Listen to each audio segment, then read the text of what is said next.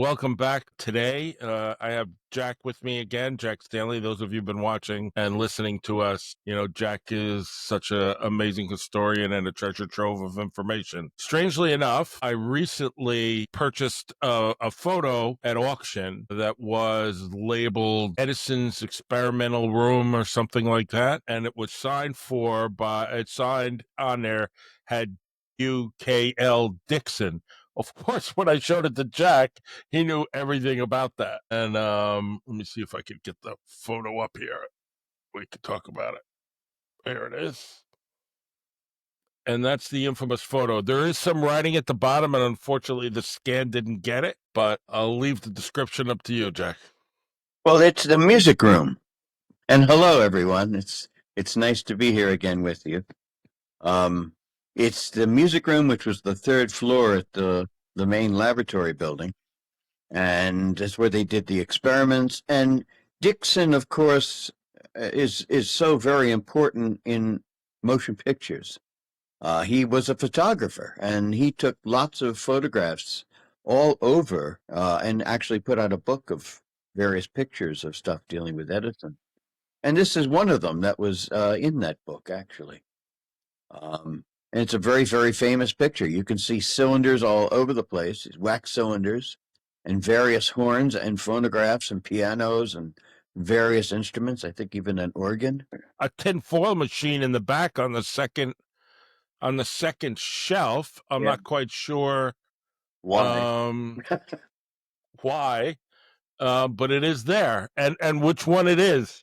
I mean, it was my understanding that he gave the original away in London or something, and then he got it back much later. But I don't know. Yeah, they got it back in 1927. The original. All right, Way so almost 50 that years. Can't be it. So no. That's a much larger one. It's almost like a Bergman or something like that. Which is interesting, right? But it's an interesting photograph, and if you ever get the chance, there is a book that was written by Dixon all about Edison, and it's filled with photographs that he took at this period of time. And I guess to start this off, we have to explain who WKL Dixon was. And there used to be an old joke at the laboratory, don't you dare forget one of those initials. And but WKL Dixon, for all intents and purposes, is the fellow that develops the motion picture. I mean, we think of Edison as the inventor of a lot of this, but we have to remember something. With Edison, the brilliance of Edison is that he was brilliant enough to realize he wasn't brilliant. And that's brilliant, if you think about it. And so he surrounded himself with people who had various talents, who could excel in various fields: mathematics, science, sound, photography, etc. And there was a fella before this by the name of Muybridge. And Muybridge went into a bet with an individual as to, does a horse, when it runs, lift all 4 feet off the ground? And, well, he said, I'll have to try to prove it. And so he set up a series of cameras and with various triggers that would be touched by going by. And he had about 16, 20 photographs. And in those, it proved that the horse at one point was totally airborne. And he won the bet. I've seen that. But what that illustrated, for the first time really, was motion. And he created something called a zoetroboscope, I believe it was called.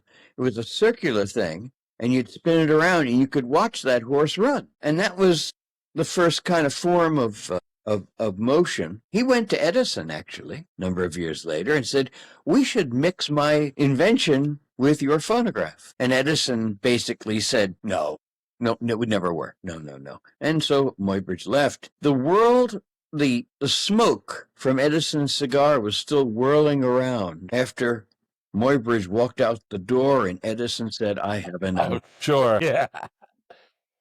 Spoken like a true Edison thief that he was about motion pictures, right? Well, you got to understand, it's not really a thief, but it's sort of like working for AT&T or Bell Labs or Microsoft. When you work for the corporation is the inventor. They pay you for your brain. That's what Edison was doing. He was the first to really do that. And that's misunderstood by lots of people, especially the folks that are arguing about him and Tesla, and which I'm not going to go into. The thing is that Edison would often come up with an idea or a theory and then pass it along to his brain trust and make some developments. And so he immediately applied for an idea in the patent office about to create a device that would do for the eye what the phonograph does for the ear. And didn't know what to call it yet, didn't know anything because nothing existed. And WKL Dixon was put on the task, and he was brilliant. And he created the first motion pictures. He created the camera. He felt that it should be put on a screen. Edison said, no, it should stay in one machine. They have to purchase a machine from me, and they have to look in the little scope and watch it, and then I'll sell lots of machines. That's the way Edison kind of thought. And Dixon, of course, didn't agree with that. But Dixon was working on... What year are we talking about? About 1891. Amazing. 1891, when Dixon's doing a lot of this. In fact, he does his first film in 1891. And the film that we're going to talk about here was done in 1894. Now, Edison's idea, at least his initial idea, i.e. Muybridge, is to mix motion pictures and sound. And that's a lot more difficult than you would think. And they discovered it was very difficult. And so Dixon was working on various things, and he had come up with something called sprockets in the film. That was his development, too, to keep the film steady. Because otherwise it would just slide by and you just get a big blur. And so he also worked on designing something else called the Black Maria, which is the first film studio. And Edison had ideas with it, too, of course. And it was made of canvas, painted black, on a wooden base that would revolve, which ran into a slight problem. They found out whenever there was a storm, the darn thing was spinning around like crazy. And it was pretty beat up. It spun around for the light, correct? Yes, for the sun. To follow the sun, except they followed the wind too, which was a big problem. So they had to develop anchors for the thing to hold it in place.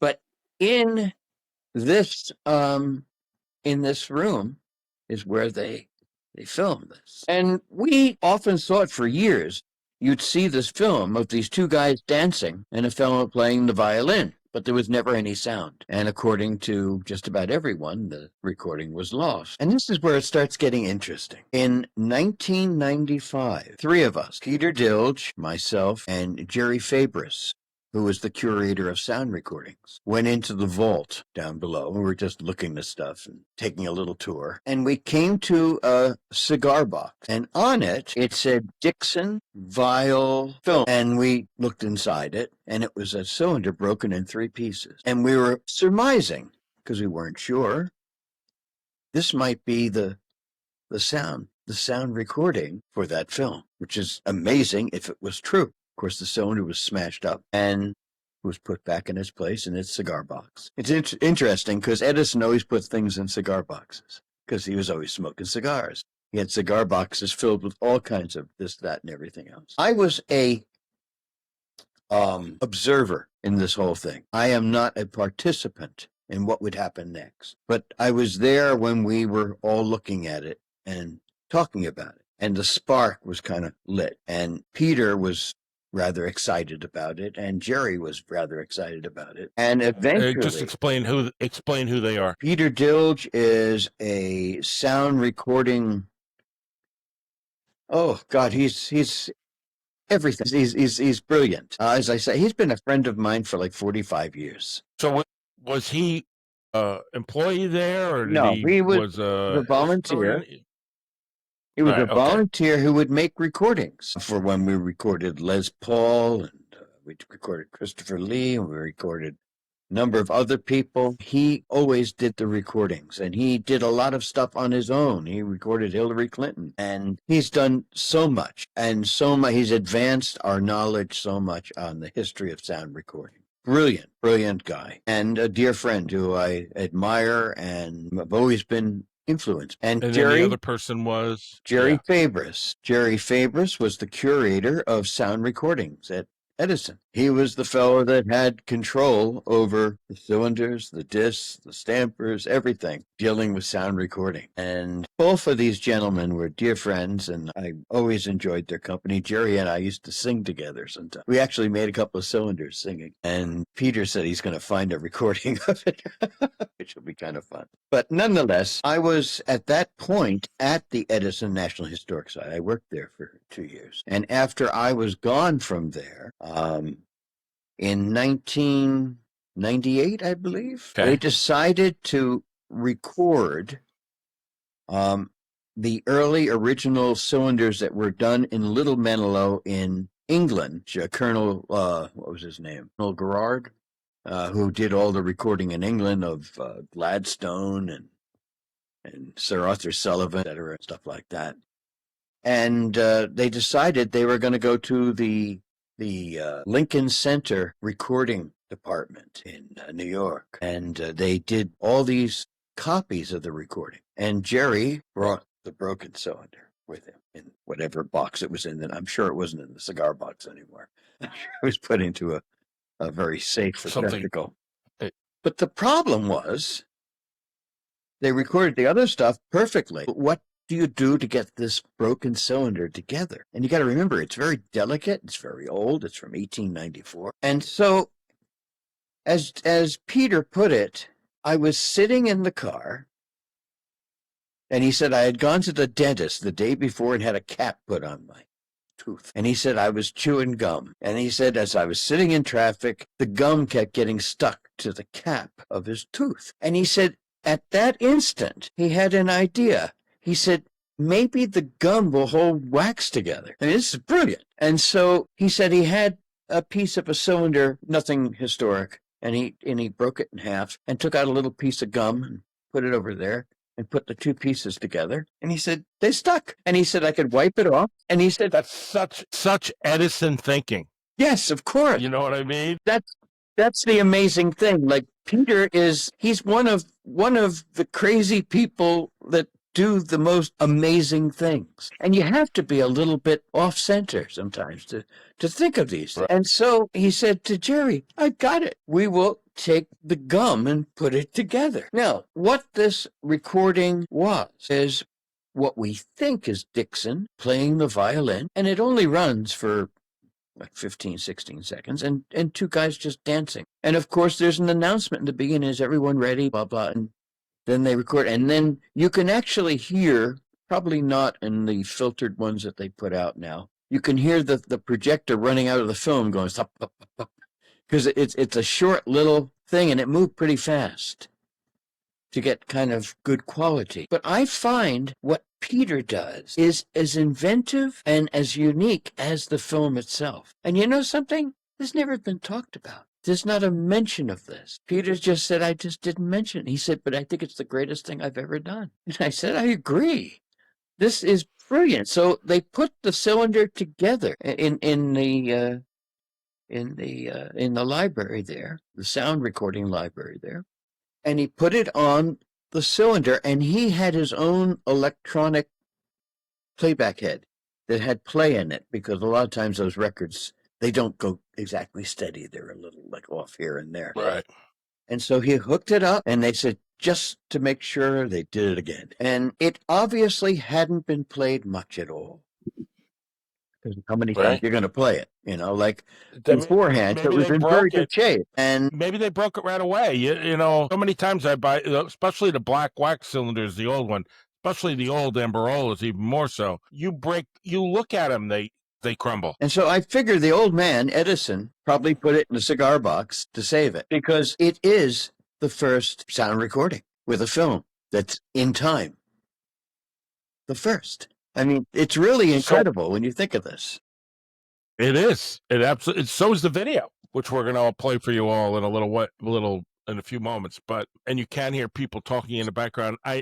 In the beginning, let's go, it's going, or whatever it is. Let's start. I forget what it said. Everybody ready? And I have everybody ready. Yeah, I have the video from the Library of Congress or wherever it is. I mean, the video part of it's always existed, right? It was saved, but the audio part thought it was lost.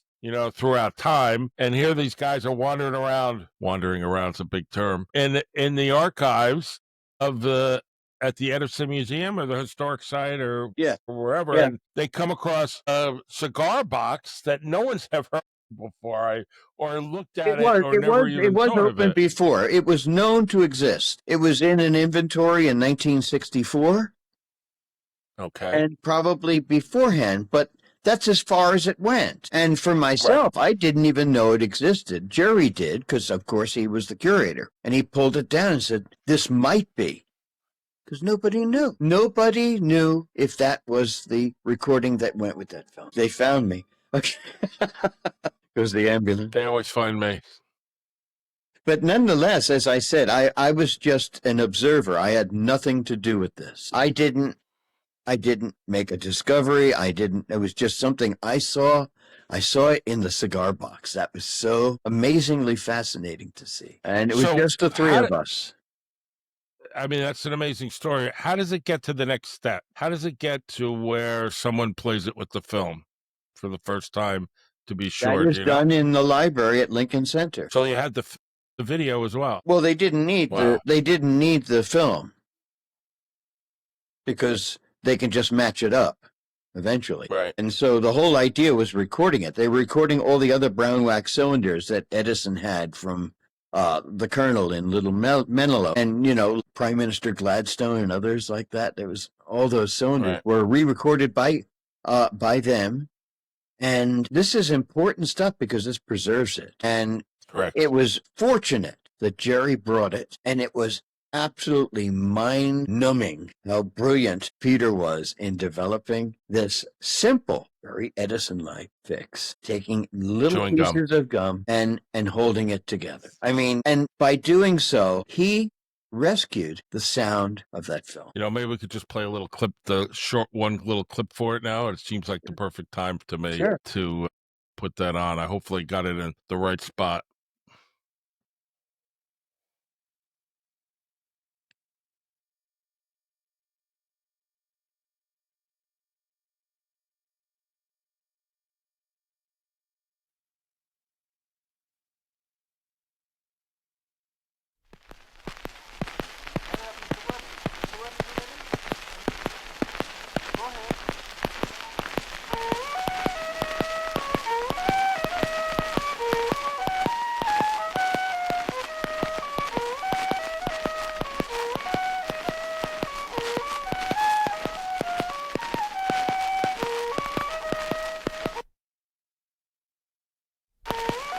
It repeats 3 times, and the second time I guess they use...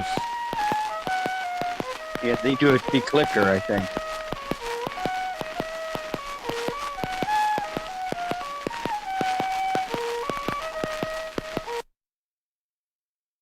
The final, I think they take out the noise of the broken cylinder.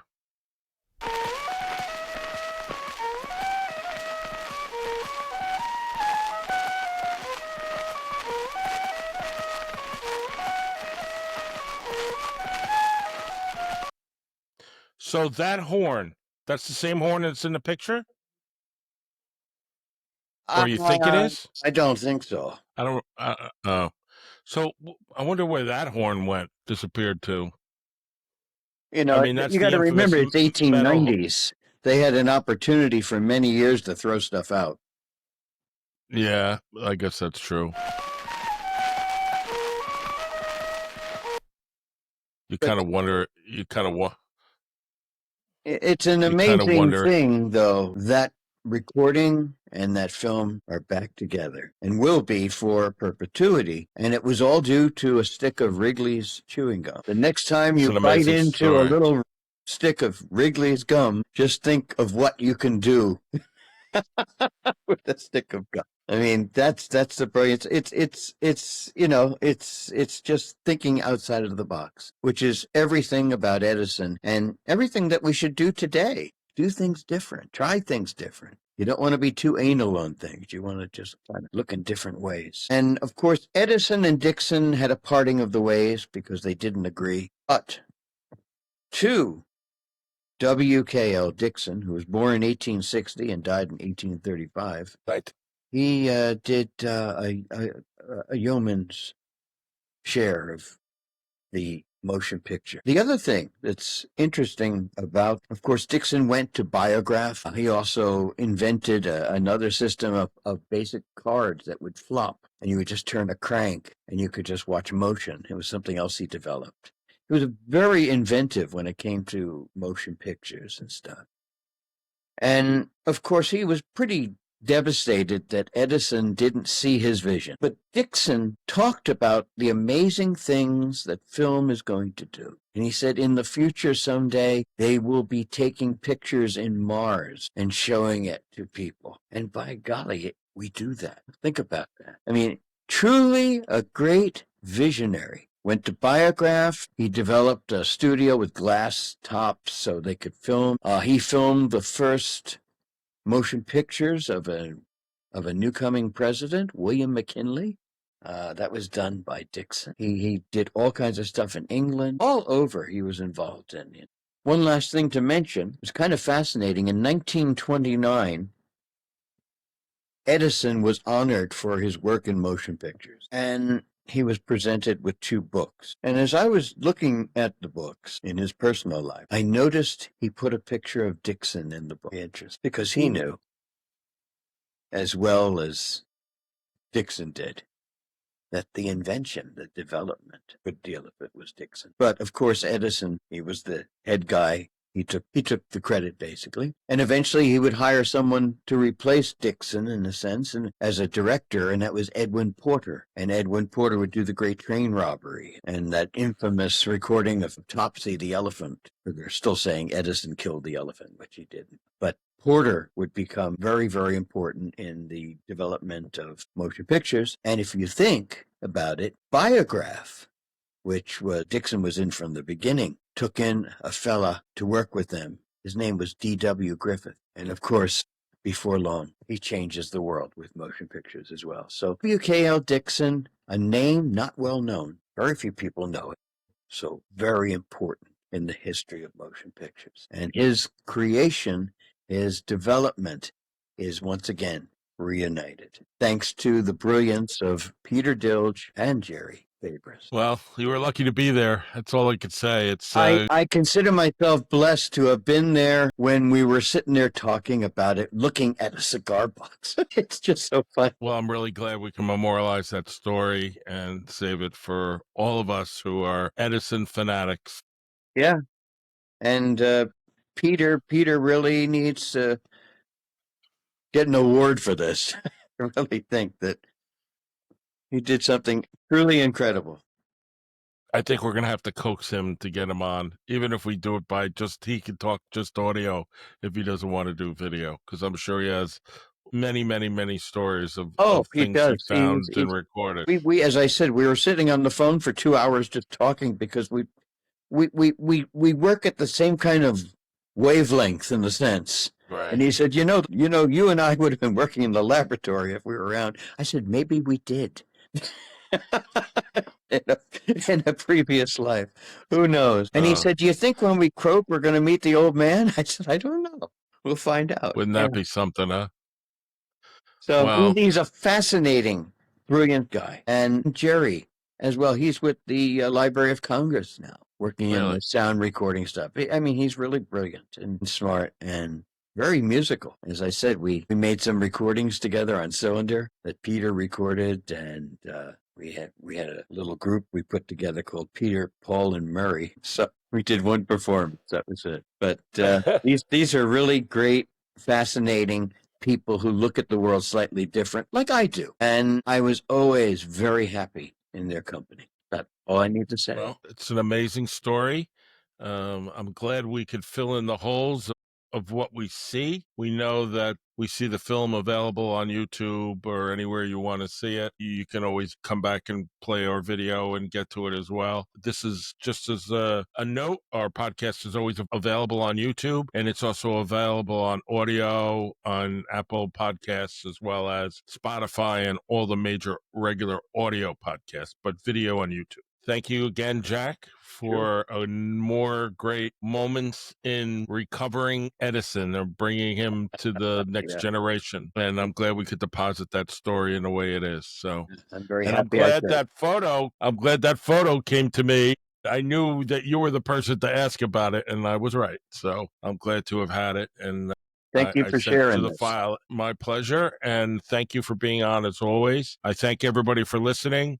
I look forward to any questions or anything. You know how to reach out to us. You can put comments on YouTube. On the audio podcast, there's a little button you can click, and those messages get forwarded to us as well. Thank you all for listening. Thank you, Jack. And thank you, everyone. And have a good day. Sure.